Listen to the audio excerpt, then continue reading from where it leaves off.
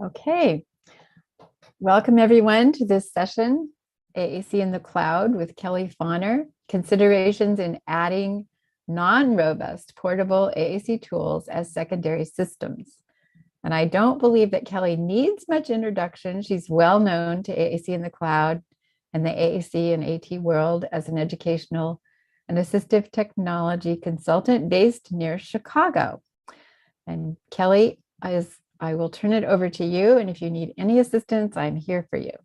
All right. Well, thanks, Nancy. Welcome, everybody. I put in Slack that I'm from Wisconsin. So sign in and tell everybody where you're from, and hopefully we'll have some things to share as we go. Please, I'm very comfortable presenting in, and I'm trying to keep check of the Slack channel as well. You're going to see a couple things on the screen here in this presentation. Hopefully less of this, but you'll also see my document camera. So I can say, oh, I'm not hearing it. Hi, please. I can say hello. Hello. And all the different types of technologies. And I'll show you what I showed Nancy behind the scenes is if you hear a big crash, it's because all of this stuff beside me went down at some point. So I'm going to be kind of grabbing at technologies as we talk about them and bringing them into the AAC document camera zone. But I also have, you should have been able to download the handout.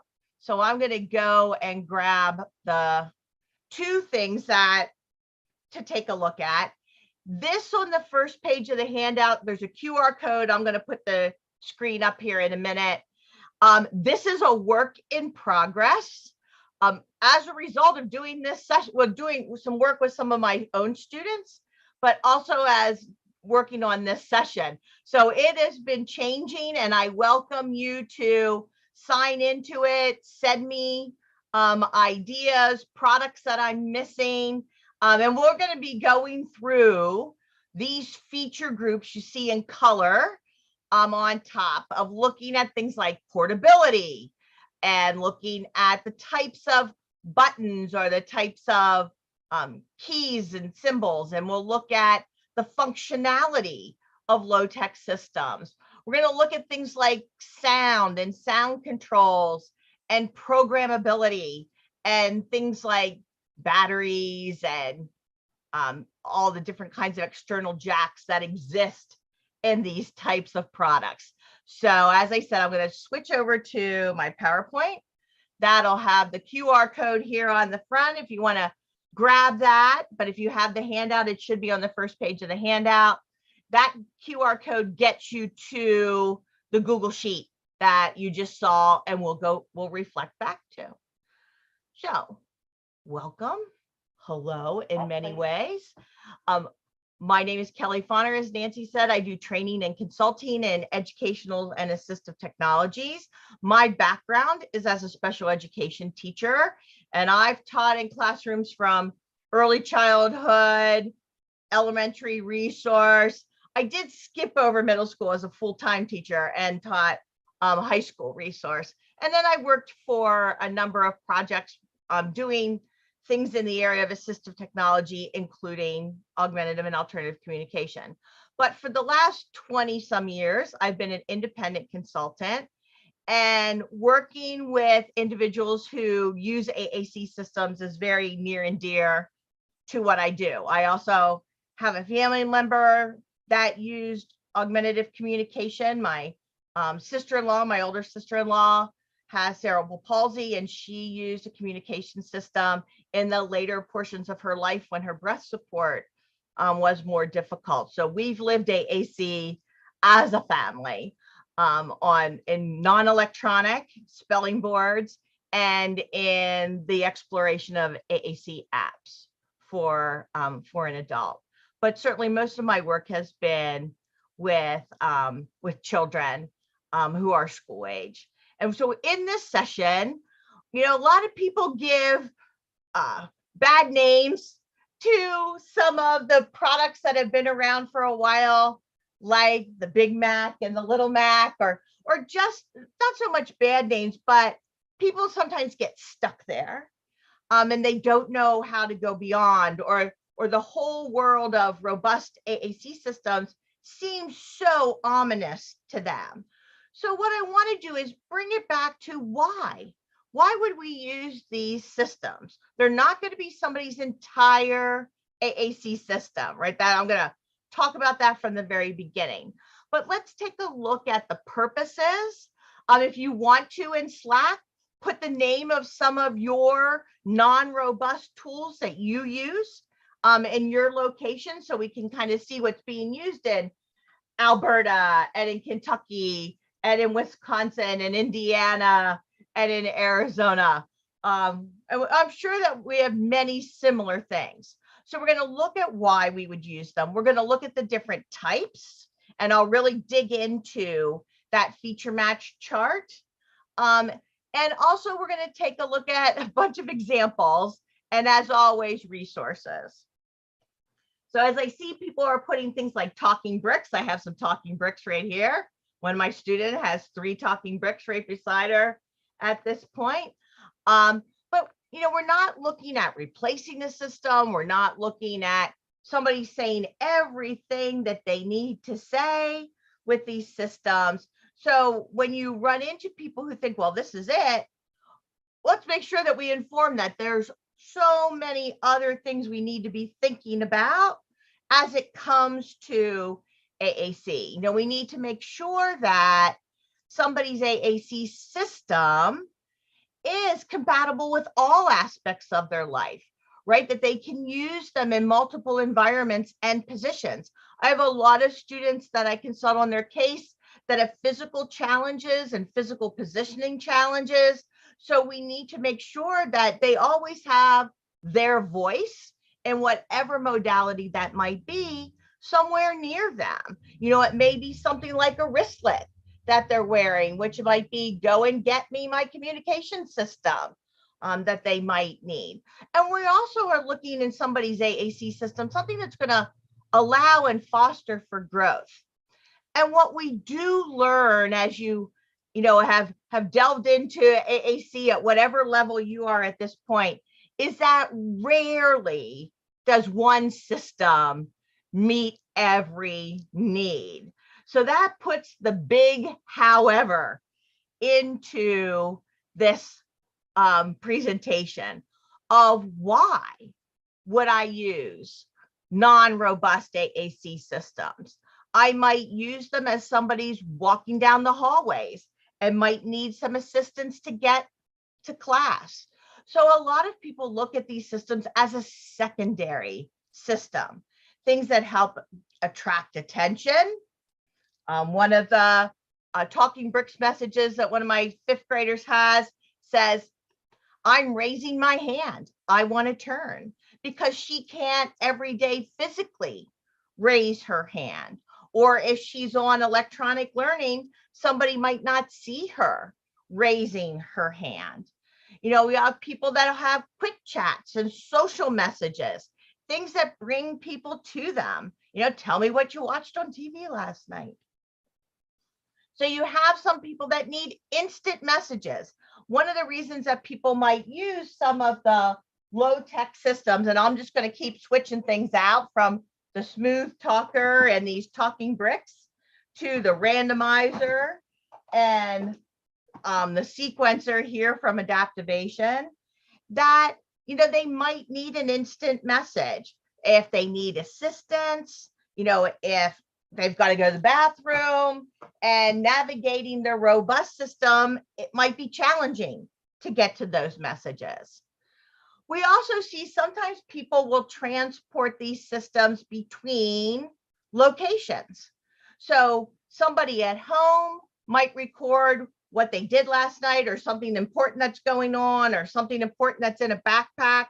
And then that goes with the person to school or to work or to daycare, wherever they might be, so that they can make sure to alert the person who is meeting them at the bus or at the car service about something that's happening. Oh, my partner's coming to pick me up at noon today, so that you can have that message and have it repeated to all the various people that it's important for. And I see that people are putting some nice examples in the Slack chat as well. Some people become the announcers in their program services.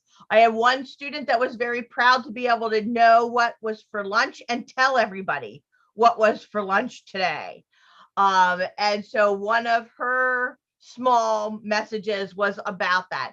And it just got recorded as a part of our morning routine. And whenever anybody asked, we looked to her, and Selena was telling you what was going on for lunch today. I've also seen, and we've seen these kinds of one message, or maybe something that has more than one cell. So here's the, AbleNet's iTalk with 4 buttons, and there's one with 2 over here I'll grab. But sometimes these are used as classroom tools.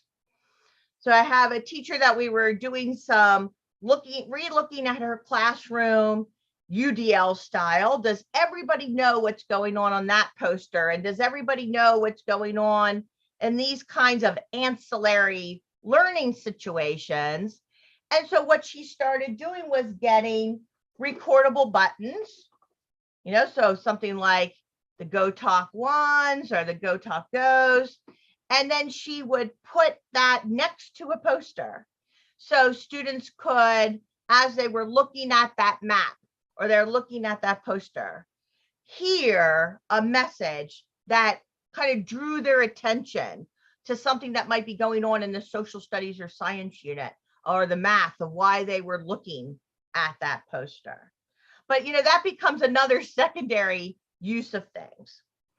There's also, there's the class of products that one message has one, one button has one message. It says one thing. Every time you hit it, it says the same thing. But there are also systems that have sequencing of messages. And so people might know things like the step-by-steps, the big step-by-steps, or the little step-by-steps, or the sequencers, or I'll get my smooth talker back here. That one of the options that these products have is to have a series of messages. And you'll see some nice examples. At the Adaptivation website, they have a whole idea book that you can look at. You can look at the images. This is one taken off that page. There are things around literacy. There are things around job seeking. There are things of, just kind of fun and games, so that with these kinds of sequencing systems, we can do things like model turn taking. A lot of people use these for joke telling, so that people start to learn that sequence of, I give you the beginning of the joke. Now I got to wait for somebody to say their part. Then I give you the next part of the joke. So you have all the lines of that. I have students that give directions in class. So where, what are the steps to the science experiment?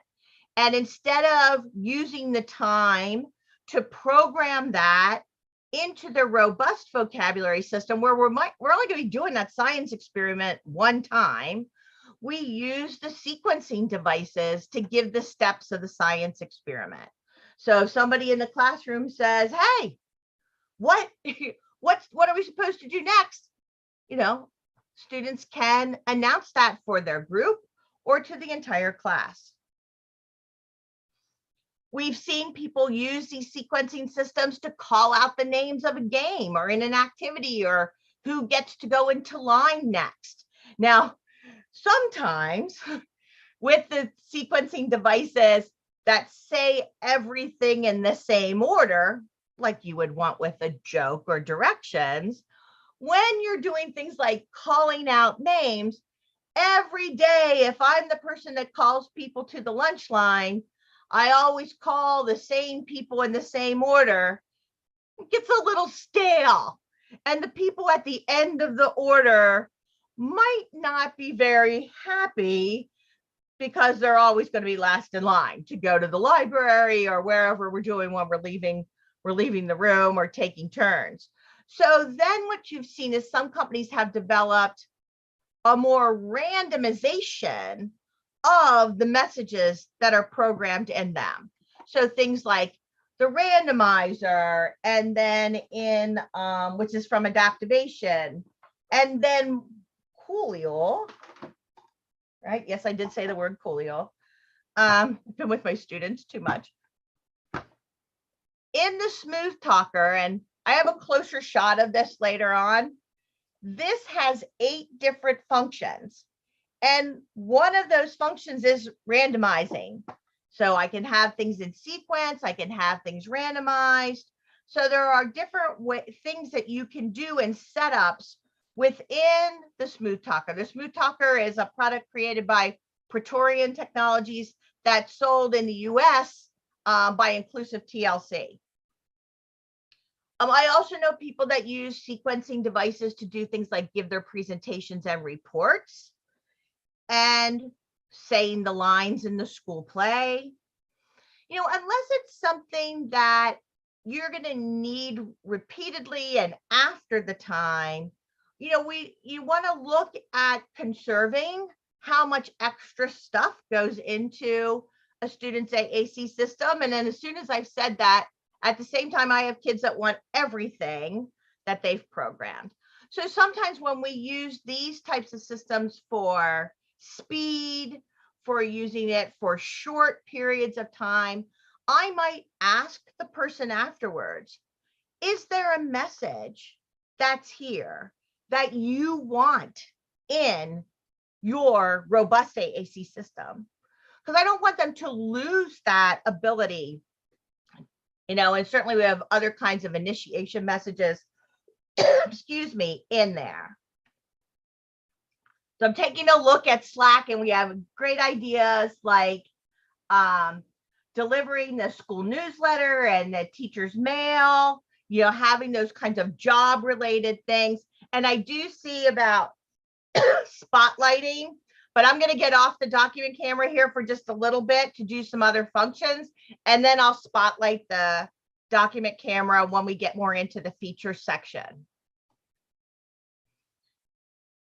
So, one of the myths out there in AAC is that we are on this perpetual hunt for that one magic system that's going to do everything.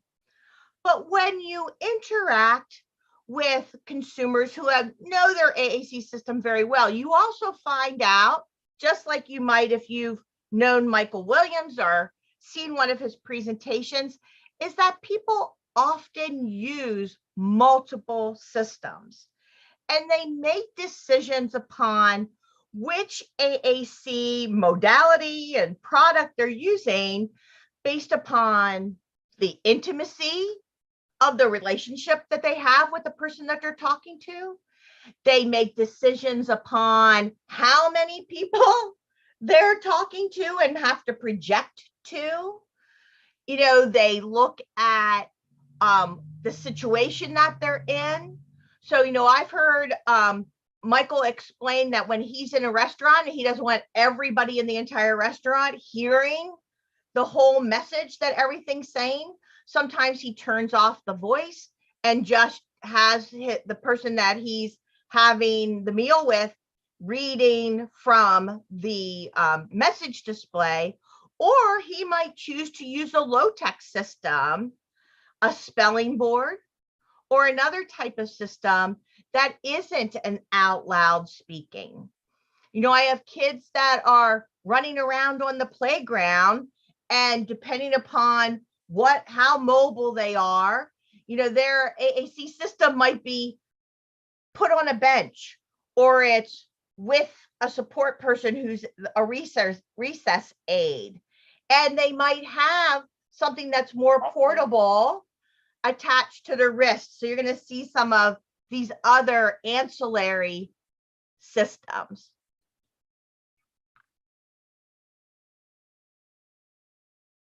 All right, so when we get back to the document camera, I'll make sure to spotlight that, and I'll take off the PowerPoint so that you can see more of the systems that are being put forth there.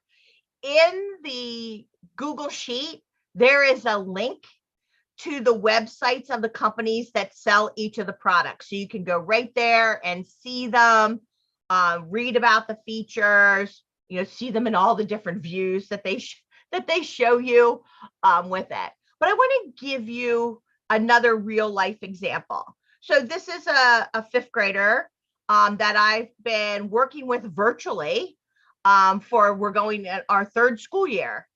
And one of the things that we've looked at over these last 3 years are the idea of communication competencies, and how is she communicating, not just with the eye gaze system that you see here. So she's got her Tobii eye gaze system, but how does she interject? How does she get attention from people who are local and people who might be virtual? So what you're going to see, what makes up her system, her AAC composites, are all of these tools, some high tech, some mid tech, some low tech. So her AAC language is POD, the Pragmatically Organized Dynamic Display System. In her Tobii eye gaze system, you'll see down here on the image in the lower right-hand corner, these are just some screenshots from one of her question pages. So she is a 15 plus and on her way to having about 24 messages set up in her. And she's using the grid software on her Tobii. So SmartBox technology software on her Tobii eye gaze system. And then within grid, she's using the POD page sets, and her base page set is a 15 plus, but we've moved it up and done a lot of customization.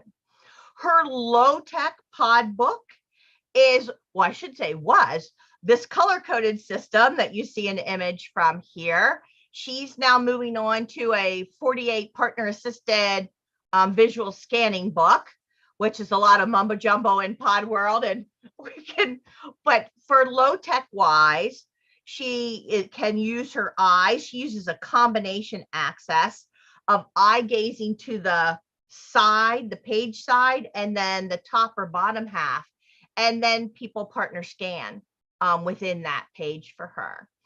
But one of her personal assistants that takes her out and about of the community talked about her social interaction with other children in the park and on the playground, and that they wanted to have some quick messages. So over here on the very left of the printed POD book, you see 6 messages that she actually can physically tap that are about introducing herself, telling people her name, informing people about the way she communicates, and that she would like to chat with them or be their friend before like the big communication system gets open.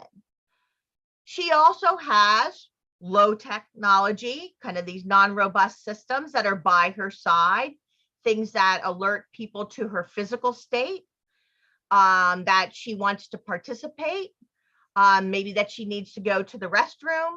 So these kinds of messages are right by her side as she is going through her classes throughout the day.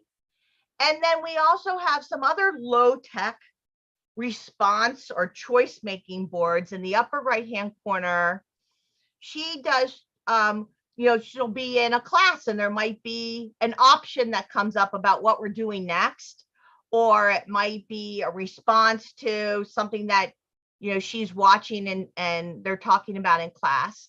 So she might get 3, sometimes 4 items on that low tech, just a write on wipe off board, but you'll see all the other items that are there. So it's not just you get these choices of 3 and you got nothing else to say, but things like thinking time, not sure yet, give me a hint, I want to check and try, which I think right now is her favorite thing to use. But all of these things make up her AAC system. So, we've got the whole world of AAC and all the different kinds of systems that are there, from the non-electronic things on the left-hand side to the electronic things, whether they're dedicated and what that is a talking system. It's made to be a talking system, or it might be a non-dedicated system. I mean, there are certainly apps where things like Sounding Board from MabelNet, where we can make things like sequencing messages. So now let me stop sharing and I'll highlight or I'll pin the document camera. So hopefully that'll help. And I haven't run out of juice here. This may need less picture.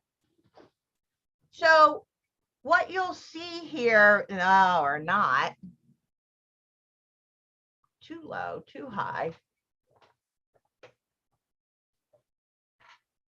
Well, I'm going to go to showing this to you on a video rather than this way, where it's you're not seeing the different steps that are a part of the sequencing system. Sorry about the brightness of the display, but let's unpin that and get back to other ways of showing it to you.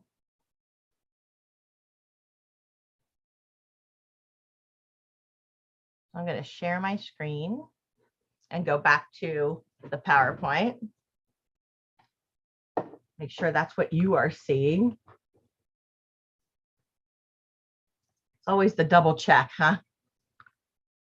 Let's talk now about features of systems, and looking at, the features of the different low-tech systems from a communicator's point of view.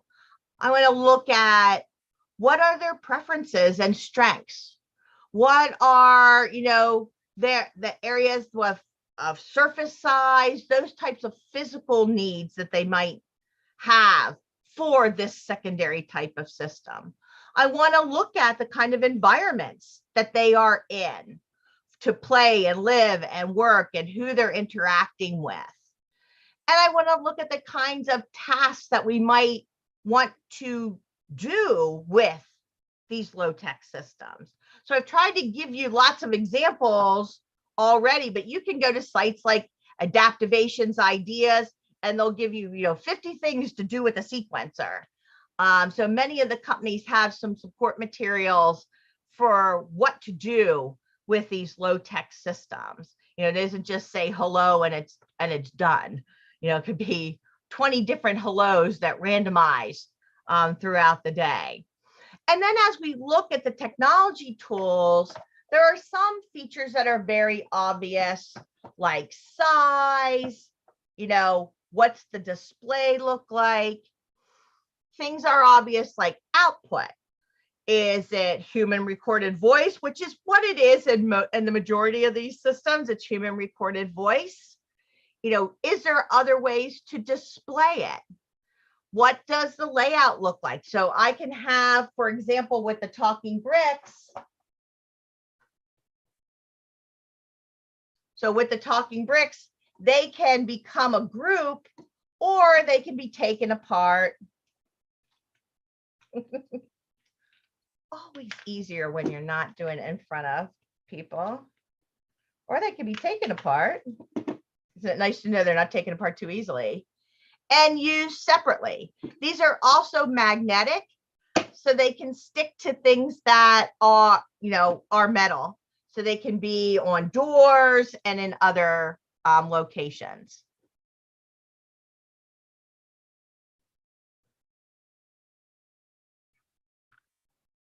So there's a question that Joanna's asking about falling into the trap of feeling we need one system. Yes, I think that when you're looking at where are all the different locations that we talk, where are all the different places that we go, that in itself starts to lend your need for why you might need more than one system. That student that had 4 or 5 systems. For more information on feature matching across AAC, I've got a variety of 1-hour trainings that I've done for different state programs, and a lot of those are on YouTube. So I've put together some playlists. So if you just go to YouTube and type in my name or type in feature match, you'll see mine as well as other people's feature matching. And so I have some that are about AAC apps and, some of the more robust systems and dedicated systems, and today we're just taking a look at these systems that are the non-robust portable systems. So the question came up about how, do you look at this? How do you honor? Well, we'll talk about the issues of motor planning and those things. But when I'm looking at these types of non-robust systems, I'm looking at 3 different components as we start to make decisions about what we're going to be using. One, of course, is the portability of it. Does somebody need to wear it? Does somebody need to have eye gaze access to it? That's going to look differently than somebody that's got to point to it. Does it need to be something that's switch accessible? Is the portability in that I can wear a shoulder strap and carry it around, or the AAC communicator can use a built-in handle? So we'll look at those different things. Does it need to be like a fanny pack? You'll see some of the portable systems like the hip talker from Enabling Devices that comes with in a couple different levels and numbers of symbols. It's something that you strap around your waist. So after you've looked at, the portability piece of it, we're making sure that we're covering that access method of touching or eye gazing or partner scanning. And then I want to make sure I'm starting to consider, what am I putting on that system? I will tell you, one of my biggest pet peeves is this.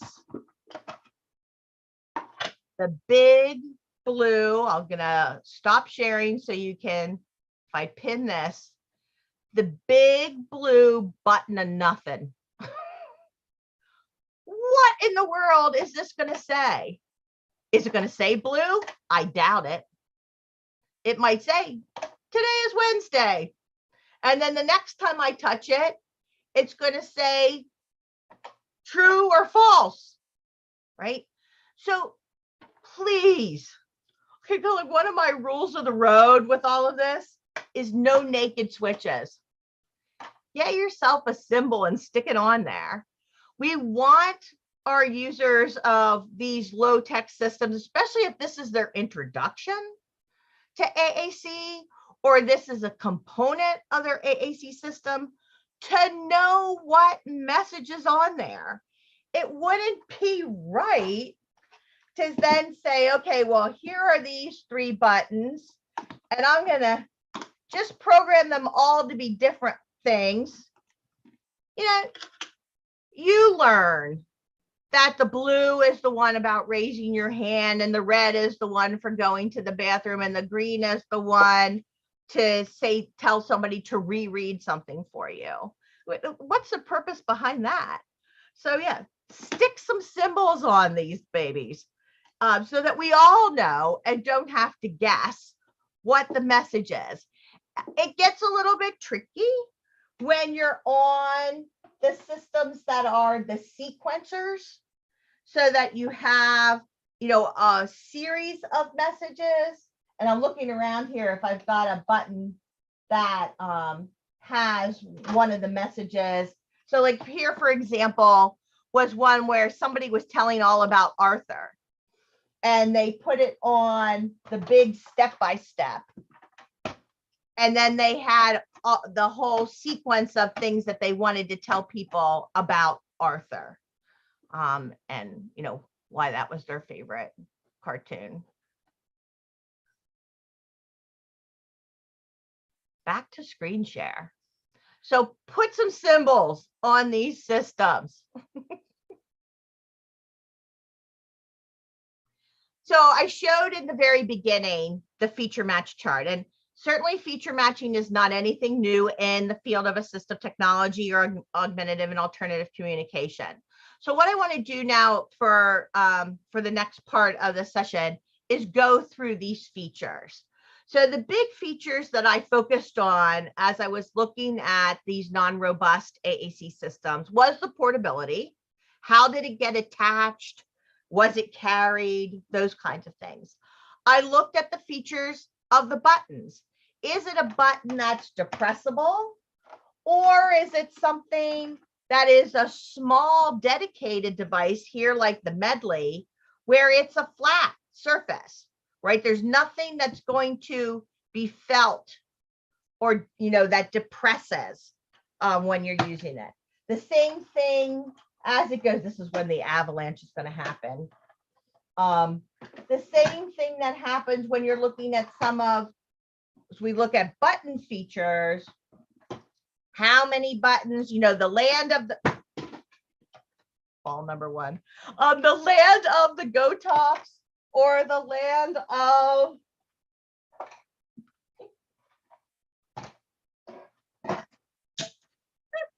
the Quick Talkers. So how many buttons are there that are set up with the key guards? We're also going to look at things like levels. Are there different levels that I can change out the paper? Or if I have something like the step-by-step, are there levels on the back that I can change what level, or actually, here's my little step-by-step. Are there levels that I can see on the side and move between them? And then I also wanted to look at the functionalities, the sound features, because a lot of times people want to use the systems in places like cafeterias and recess and places that are inherently really noisy. And we need to see if we can do things like, attach speakers to them so that we can have information louder. And we'll also take a look at the programming. So if you've just joined us somewhere along this crazy ride, there is a QR code that gets you to it. Also, here's the bit.ly that takes you to this Excel. Well, it's a Google Sheet that shows the features that we're going to be looking at and the different companies and systems. Down the left-hand side are the AAC devices are organized by company. The link to the websites is in the far right column. And then you'll see the little marks are Y's for yes, or there might be a number based upon how many levels, those types of things. All right, so let's talk about attachment. How do things attach? And you'll see systems that have voice output and some that have non-voice output. Probably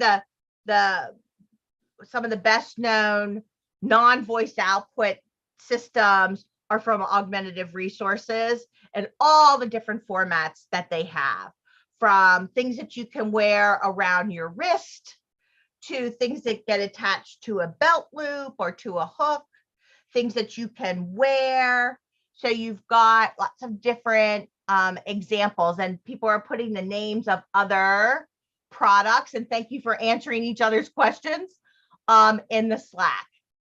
So here's just a short video. I want to make sure that I'm sharing my sound.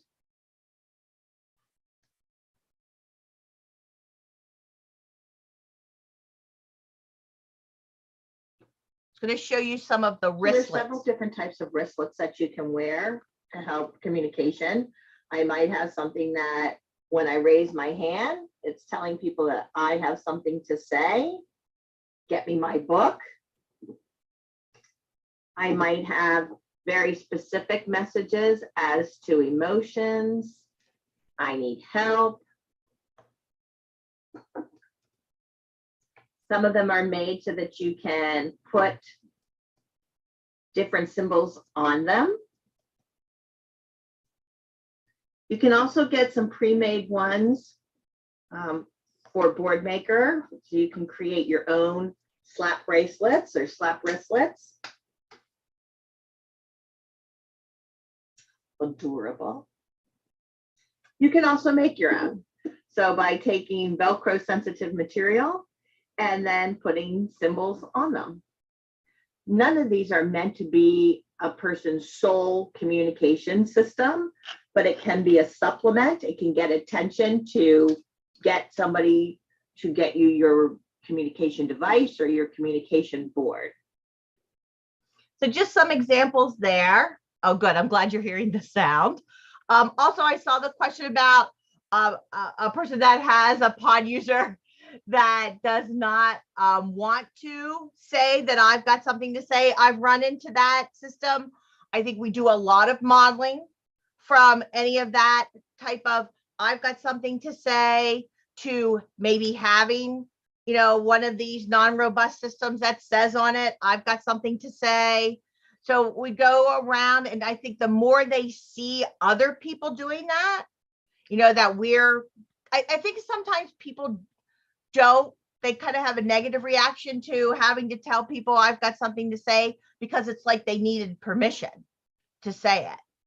And so if they see other people, you know, I've got something to say and going on with it, with the system, the more and more that happens, I think that more that encourages the user.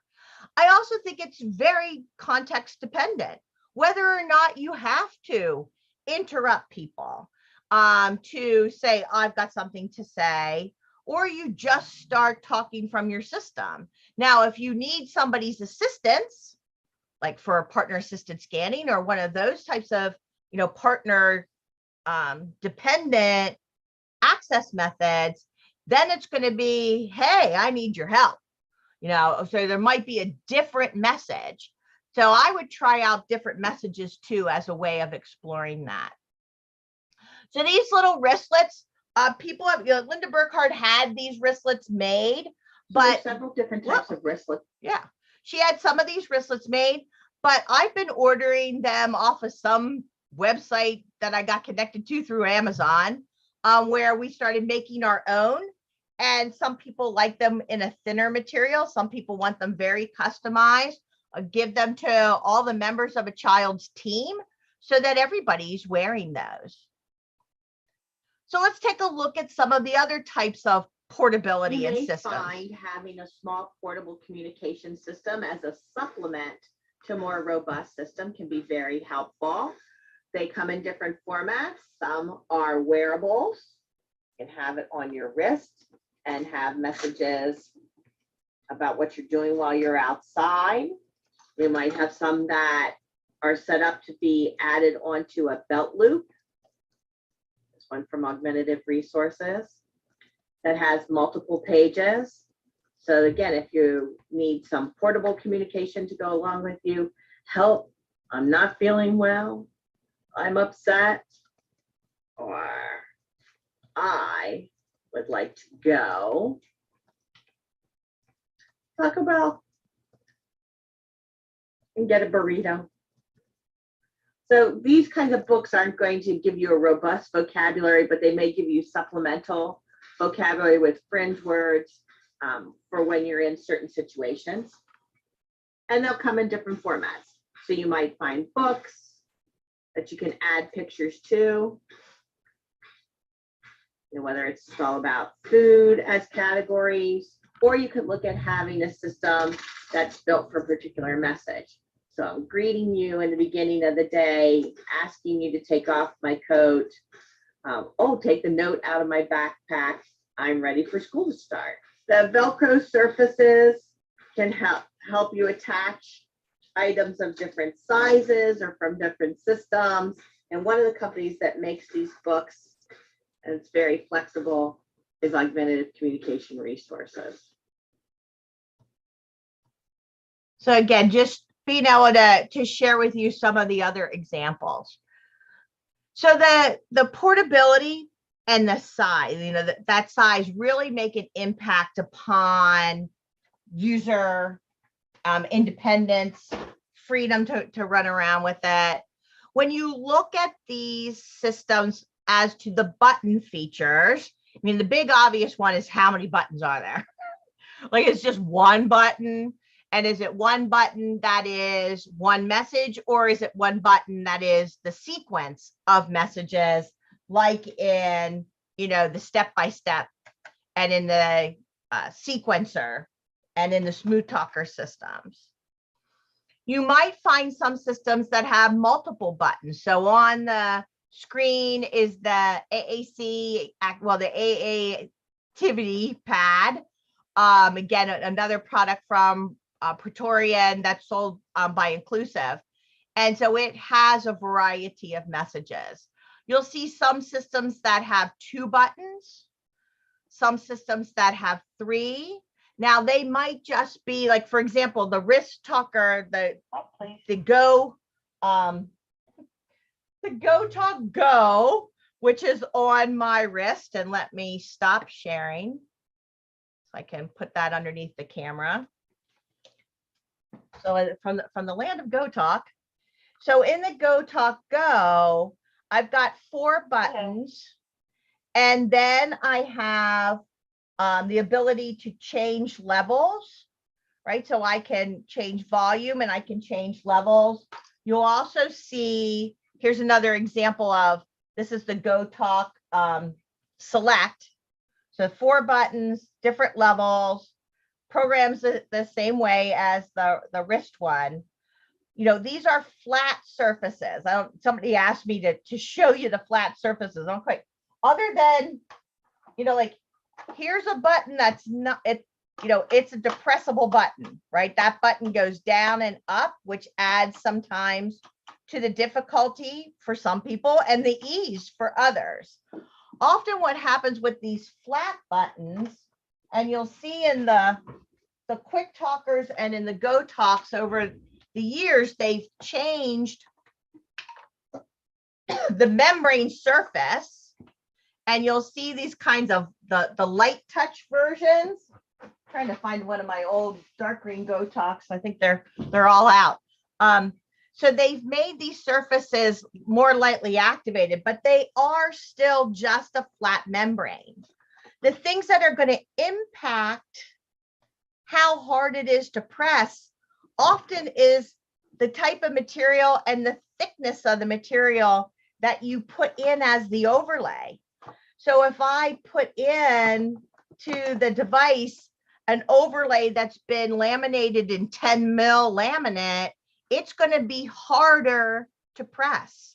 So that's something that you might want to experiment with in these kinds of systems, like the membrane-based low-tech dedicated devices, that Go Talk series, the Quick Talker, the medley that was out here, and some of those others, right? But you'll see the differences in sizes. Now, what these devices like the Quick Talker and the Go Talk do to change size is you change entire products, right? So if I have this system that is 9 buttons, sorry, I don't have it lined up. If I want to have less buttons, then I'm on, I know you're saying, Kelly, there's more than 9. In what they've done with more recent versions of the Go Talks and the Quick Talkers is to give you buttons that stay the same message. So you kind of can put core words or core phrases, common phrases that you use, and then only these 4 buttons change. So with these products, you're changing entire devices. It's not like I could take this overlay off and it suddenly becomes 20 and then it becomes 9. It really is a whole nother product that way. All right. Let's see where we're at. Back to sharing screen. The other thing to take a look at is the idea of movable symbols.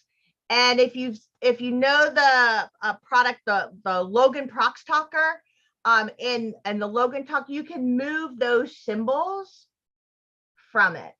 So I'm getting a question, that's why these are the best as secondary supports and not primary. Yeah, that's not a question. That's the whole point of this session is that they are not primary supports. Next set of features is to take a look at the leveling and the functions. So, and I've given you some examples of these already, where there are some systems where I have, multiple levels. So here, for example, on the GoTalk, I've got, the 5 different levels that I can move between. Each level has its own associated programmed by voice messages. You might find that in some of the other products. I'm going to go back to my step-by-step here, where I have multiple levels. Stop sharing. Where I have multiple levels, and then each one has its own recorded sequence. Same thing in, adaptivations, randomizer, and sequencer. I have, 2 different levels. So that term levels means that, when I'm on level 1, this is going to say a certain sequence of messages. And when I'm playing level 2, it's going to say a different sequence of messages, which means I'm going to take this symbol out and put another one in. Some other functionalities that you see on the handout are some of the additional features that were, originally created for some switches to be more of environmental controls. So for example, I can turn it around and be able to read it the right way, where I can have a switch jack where I can attach a toy. So now I can say, go dog, go, and the battery operated puppy moves across the page, or knock it down. And, the cow walks into the, setup of blocks. So not all products have that type of switch jack that when you say the message, it also sends that off. And you'll see that if I find it. So here, for example, is the medley. So here's the medley from Adaptivation. Are you seasick yet from this document, Kara?